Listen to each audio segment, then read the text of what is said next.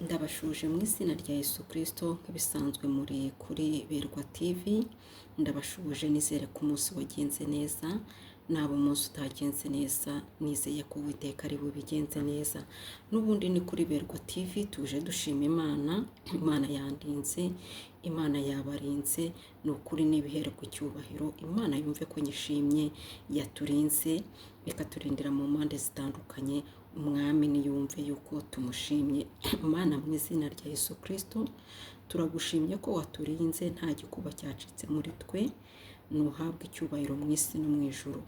Tugushimiye mu byo waremye byose, yaba ibihumeka n'ibidahumeka, ibyo waremesheje intoki z'amaboko yawe. Twebwe turagushimye data wa twese. Nuhabwe icyubahiro ukwiriye amashimwe. Ngaho bana nanjye mwami, ngiye kuvuga ijambo ryawe, ngewe ntacyo nabona mbwira ubwoko bwawe, ahubwo wururu kuvugire muri nge. Mbyambaje nizeye izina ryawe ryera, amen. Ndabashuje mu izina rya Yesu Kristo n'ibisanzwe muri kuri Mama Berwa TV. Nishimiye, nahoze ntekereza nkavuga ngo ariko ni iki gituma abantu tudakizwa, ni iki gituma abantu tudakurikira Imana. Yesu yaravuze ngo tera intambwe imwe ndatera 99 ngusanga. Nkibaza se ni iki gituma umuntu ugomba intambwe imwe wagatera 99 agusanga. Ikintu kidasaba ibiguzi, ikintu kidasaba ibiciro. Gukizwa n'ubuntu, gukizwa n'ubuntu, kuba nta gishoro. Gusanga Imana itarobanura ku butoni, Imana itareba isura, Imana itareba aho uvuka, Imana itareba uburanga, Imana itareba famiye, Imana itita, ahubwo ikeneye ari wowe, ikeneye umutima wawe, ikeneye kuza ukayishima, ikeneye kuza ukayibwira ibyawe, ikeneye kuza ikakuruhura, ikeneye kuza ikagutetesha, ariko tukanga gusanga Uwiteka ngo aduteteshe. Ni iki gitumye abantu tudakurikira Imana? Ni iki gitumye abantu tudashaka kubana n'Imana? Ese ni iki gituma umuntu adakizwa? Imana yaramutandukanyije n'inyamaswa, Imana yaramutandukanyije n'ibyaremwe byose, Imana yaramutandukanyije n'ibintu byose, ikakugira umuntu. Ariko ukumva ntabwo ushaka gukurikira Imana, ukumva ntabwo ushaka gukorera Imana, ukabyuka mu gitondo, ukabyuka nk'inka rwose ukagenda, ukabyuka nimugoroba, ikigoroba wajya kuryama ukiryamira, ukumva ni wowe uriho, ukumva isi ni iyawe. Ariko nje kukwibutsa ikintu kimwe: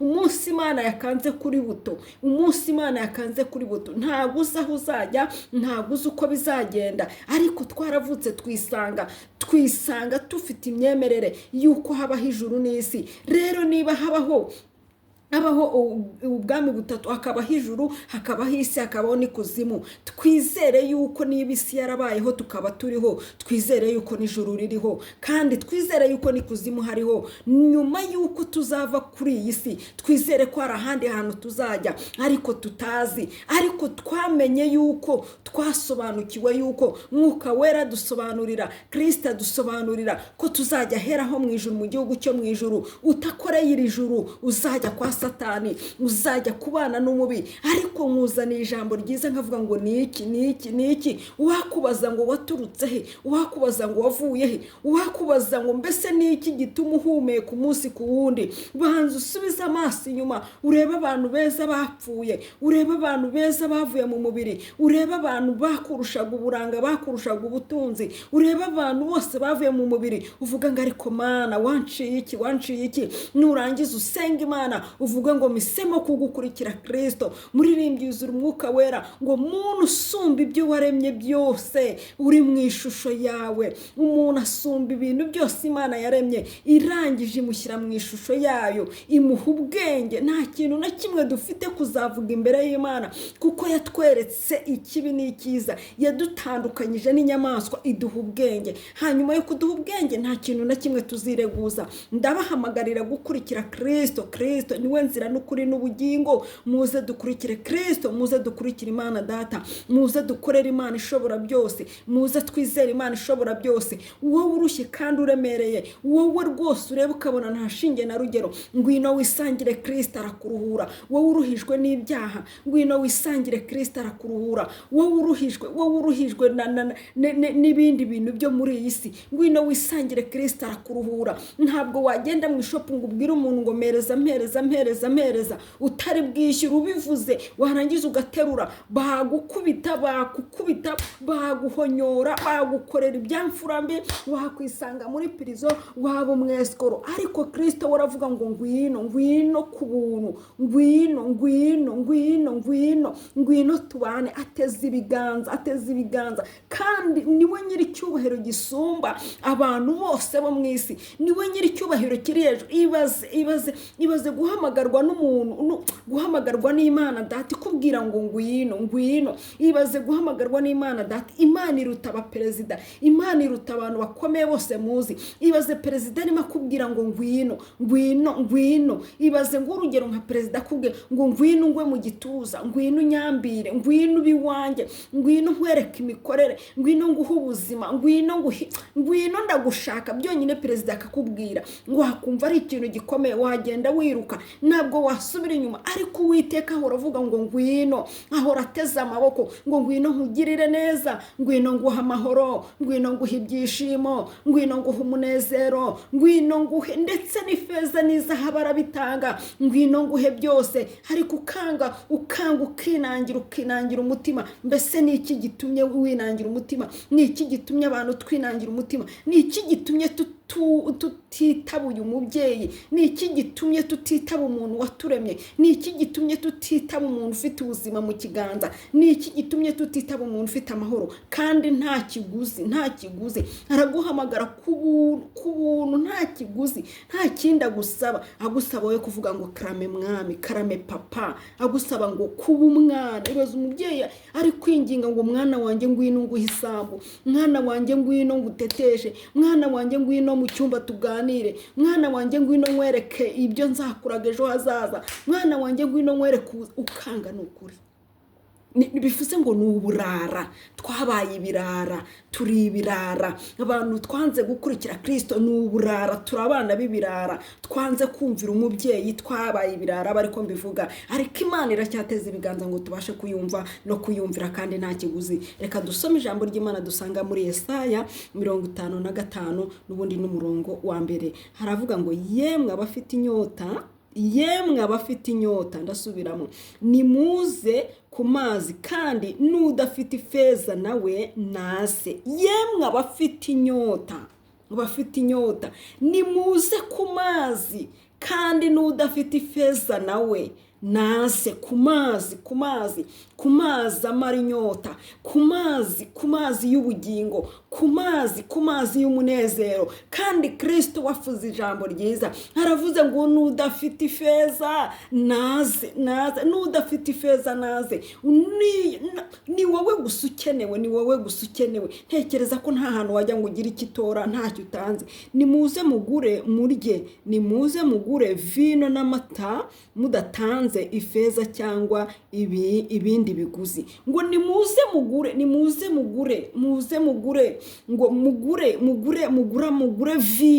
vino n'amata mudatanze ibiguzi. Nimuze ni ku buntu, nimuze mugure amahoro ku buntu, nimuze mugure ibifatika ku buntu, nimuze mugure ibyishimo ku buntu. Nimuze mu kiganza cy'Uwiteka harimo byose. Yaravuze ngo mbese umwana yasaba umutsima umubyeyi we akamuhereza ibuye? Ngo mbese umwana yasaba umutsima, yasaba ifu umubyeyi we akamuhereza inzoka? Ngo ndabizi neza ko mubasha guha abana banyu ibyiza, ngo kandi muri babi, ngo njyewe nzaburane kubaha ibyiza. Ni ukuri muri Kristo harimo byose, ubyangu byemere, ariko muri Kristo harimo byose. Upfa kumukurikira udakebakeba, upfa kumukurikira utareba ku ruhande, upfa kumukurikira utinuba, upfa kumwizera gusa, ukizera ubuzima bwawe ukabuterura, ubuzima bwawe bwose ukabuterura ukabunaga mu kiganza cye, ukaririmba nka wa muririmbyi ngo ubuzima bwanjye nabuhariye Yesu, ubugingo bwanjye nabuhariye Yesu. Buri kintu cyose ukoze ukamugisha inama. Niba uri mu kazi ukamubwira ngo mfasha, niba uri muri business ukamubwira ngo mfasha, niba ugiye gushaka umugore ukamubwira ngo nyobora. Ikintu cyose kabone niyo waba ugiye kugura telefone ukamubwira ngo mwami njyendane nawe umitiremo batama pirate. Ushobora kugira amafaranga ariko ukajya wisanga ufite ibintu biri pirate bidafite agaciro. Aho uri hose ukagisha inama Yesu Kristo, nibwo buzima, ukamushyira mu buzima bwawe bwa buri munsi, kandi ntacyo bisaba, nta feza, ntacyo wishyura, nta kiguzi namba. Ni iki gituma mutanga ifeza mukagura ibitari byo kurya nyakuri? Ni iki gituma mukorera ibidahaza? Ni iki gituma mukorera ibidahaza koko? Mugire umwete wo kunyumvira, mubone kurya ibyiza. Mugire umwete wo kunyumvira mubone kurya ibyiza. Ubugingo bwanyu bukishimira umubyibuho. Ubugingo bwanyu bukishimira umubyibuho. Mugire umwete wo kumvira Uwiteka, tugire umwete wo gukorera Uwiteka. Ubugingo bwacu bukishimira umubyibuho, ubugingo bwacu bukishimira amahoro n'umunezero Yesu Kristo atanga. Yemwe bamama, ijambo ry'Imana riratubwiye ngo nimuze mugure ifeza, mugure n'izahabu, ngo nimuze mugure vino n'amata mudatanze ifeza cyangwa izahabu, ngo nimuze ku mazi munywe nta kiguzi namba. Ibi bishatse kuvuga iki mu buryo bw'Umwuka Wera? Bishatse kuvuga yuko muri Kristo harimo byose, harimo amata, harimo umunezero, harimo ibyishimo. Gukurikira Kristo harimo ibyo kurya, gukurikira Kristo harimo imyambaro, gukurikira Kristo harimo amahoro, gukurikira Kristo harimo urugo, gukurikira Kristo harimo gukurikira Kristo. Wakwibaza ngo ngewe ko mukurikiye imyaka n'imyaniko, humura ni igihe kitaragera. Ukavuga ngo mbese ko imyaka ibaye 40 ntarabona uwo mugabo, humura ni igihe kitaragera. Ukavuga ngo mbese ko imyaka ibaye 50 ntarabona umugore, humura ni igihe kitaragera. Ukavuga ngo imyaka kibaye 100 ntarabona ngo kandi naramukurikiye, humura ni igihe kitaragera.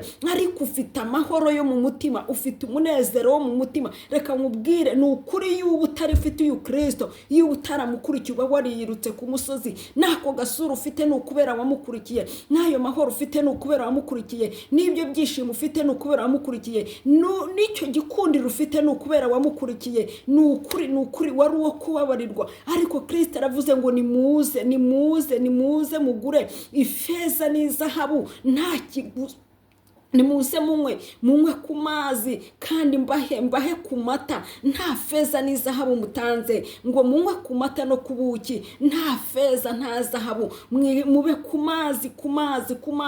Ahantu hegereye amazi abantu bari muze ngo nimuze ku mazi. Haba hashije, hahora amahoro, hahora umunezero. Witure ku mazi. Igiti gituye ku mazi ntago kijya gikokoba, igiti gituye ku mazi ntago kijya cyuma, igiti gituye ku mazi ntabwo kijya gihura n'ibihe bibi. Igiti gituye ku mazi ntabwo kijya gihuhwa n'umuyaga. Igiti gituye ku mazi gihora gishishe. Ijambo ry'Imana naryo riratubwiye ngo nimuze ku mazi, ngo munywe amata, munywe vino n'amata, ngo nta feza mutanze, nta kiguzi namba mutanze, for free, ari ubuntu. Ngo ni kuki mugura ibidafite umumaro kandi hari iby'umumaro mfite? Ndabahamagaye nanjye nihamagara, ndababwiye ngo nimuze mushake Kristo, dukurikire Kristo, dutumbire Kristo. Mu biganza bya Kristo harimo byose, harimo amahoro mama, harimo umunezero, harimo ibyishimo, harimo urubyaro, harimo abuzukuru, harimo abuzukuruza, harimo business, harimo amafaranga, harimo amazu, harimo amamodoka, harimo agakiza, harimo ubugingo, harimo kubyibuhira muri we, harimo ibyo utabona ku bana b'abantu, harimo byose. Ni ukuri ndabashimiye. Shalom. Nababwiraga ngo nimukurikire Kristo, kuko muri Kristo harimo byose. Ntago bisaba uburanga cyangwa isura, ni wowe ubwawe ugomba kuza kuza. Ntago hatoranya muri Kristo, ntago bareba umuryango, ntago bareba agace, ntago muri Kristo hatoranywa. Kristo aravuga ngo tera intambwe imwe nanjye ndatera 99 ngusanga. Nimuze rero dusange Kristo aduha amahoro n'umunezero bituruka muri we. Mana ndagushimye kutanga agakiza ku buntu, utitaye ku isura, utitaye ku gihagararo, utitaye ku miryango, utitaye ku gace, utitaye ugatanga agakiza ku buntu. Ndagushimye ko abantu bawe bahaye agakiza, ndagushimye ko bamaze umubabaro kandi ari ku buntu. Icyubahiro n'ikibi cyawe mu isi no mu ijuru. Urakoze urakaramanya guhora ku ngoma. Ngaho bana natwe kandi nuko uzatugeze mu bwami bwo mu ijuru amahoro. Njyambaje nizeye izina ryawe ryera. Amen. Shalom, ndabakunda. Kora subscribe niba wumva unyuzwe, ariko niba wumva utanyuzwe ntiwirirwe uyikora. Kora subscribe, share na comment. Wumva hari aho uvuye naho ugana, ntubikore nk'umuhango. Ndakwingize niwumva ari icyo ukuye muri iri jambo ugisangiza abandi. Niwumva nawe hari aho uvuye naho ugana, ubikore, ntubikore nk'umuhango. Murakoze. Shalom, ndabakunda.